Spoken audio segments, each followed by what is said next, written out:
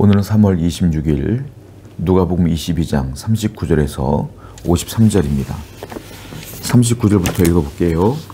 예수께서 나가사 습관을 따라 감람산에 가시매 제자들도 따라갔더니 그곳에 이르러 그들에게 이르시되 유혹에 빠지지 않게 기도하라 하시고 그들을 떠나 돌 던진 만큼 가서 무릎을 꿇고 기도하여 예수님께서는 제자들을 데리고 가서 감람산에서 습관을 따라 기도했다라고 표현하고 있어요.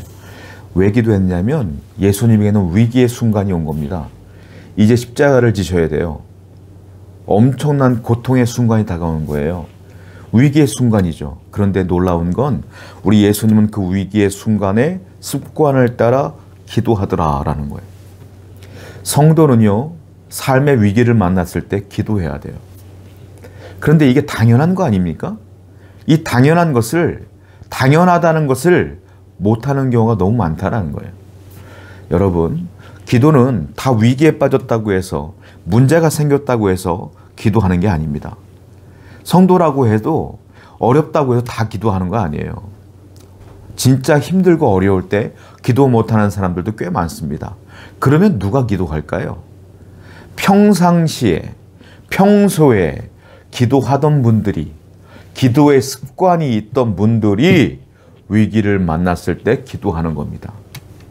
기도할 수가 있는 거예요. 그러므로 성도는 평소에 위기 관리를 잘 하셔야 돼요. 그리고 기도의 습관을 잘 들이셔야 돼요. 성도 여러분, 어려울 때 힘들 때 성도가 해야 되는 건 기도입니다. 그리고 어렵지 않아도 힘들지 않아도 아무 문제 없어도 성도가 해야 되는 건 기도입니다. 매일매일 기도할 때에 어렵고 힘든 일이 벌어졌을 때도 우리가 기도할 수가 있는 거예요. 오늘도 기도로 살아가고 기도로 능력으로 이겨내는 여러분 되기를 축원드립니다.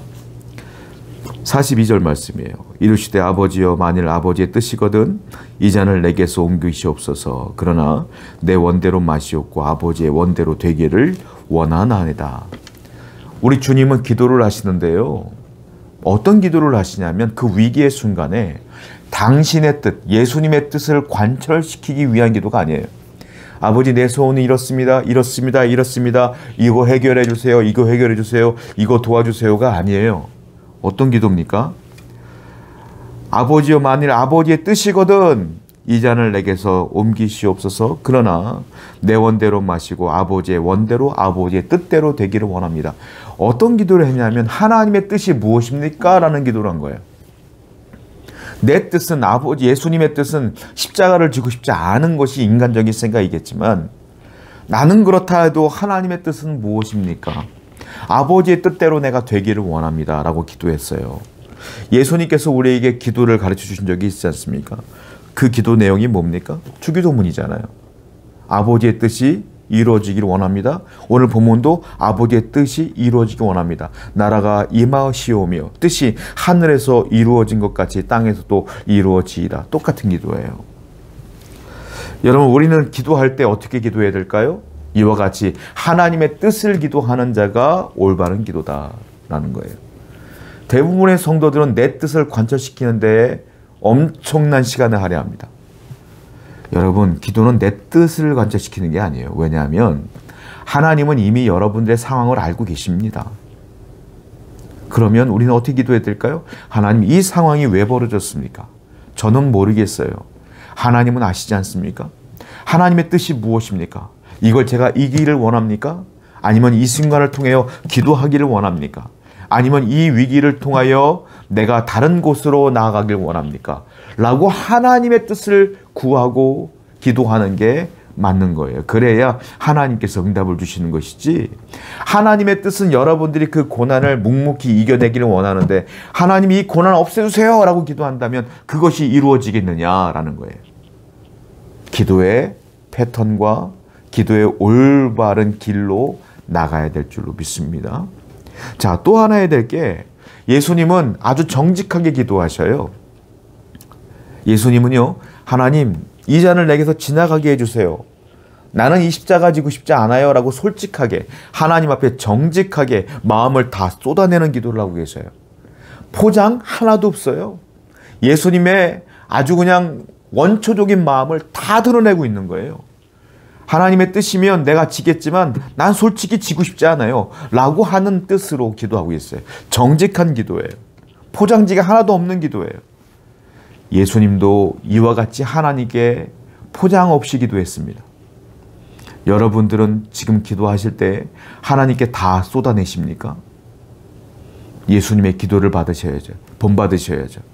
예수님도 정직했다면 우리도 정직하게 하나님께 기도하셔야 돼요.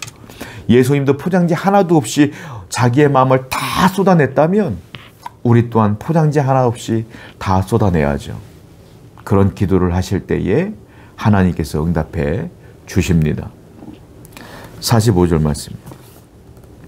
기도 후에 일어나 제자들에게 가서 슬픔으로 인하여 잠든 것을 보시고, 예수님께서 기도하신 뒤에 일어나서 보았더니 예수님의 제자들이 슬픔으로 인하여 피곤하여 잠이 들어 있어요.